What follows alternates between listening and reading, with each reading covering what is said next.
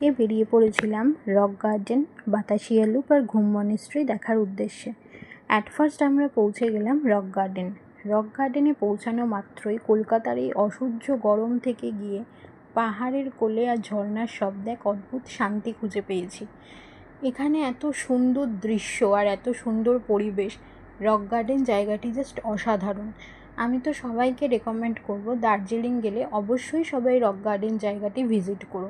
তো এখানে আমরা চারপাশে ঘুরে ফটো তুলছিলাম, ভিডিও করছিলাম। হঠাৎই দেখলাম এখানে কিছু মানুষ এখানকার লোকাল পোশাক পরে ফটো তুলছে।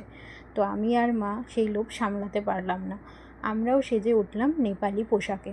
কিছু ফটো শেয়ার করছি তোমাদের সাথে। দেন আমরা চলে গেছিলাম বাতাসিয়া লুপে। এখানে গিয়ে দেখি চারপাশে সুন্দর দোকান সাজিয়ে চলছে কেনা বেচা। হঠাৎই ট্রেনের হর্নে সামান্য বিচলিত হলেও এই সুন্দর দৃশ্যটি তোমাদের সাথে শেয়ার না করে থাকতে পারলাম না। দেন আমরা চলে গেলাম ঘুম মনিস্ট্রি। দেন ওখান থেকে দার্জিলিং ফেমাস মোমো এবং নুডলস খেয়ে হোটেলে ফিরে গেছিলাম। টিল দেন টাটা, দেখা হচ্ছে পরের ভিডিওতে।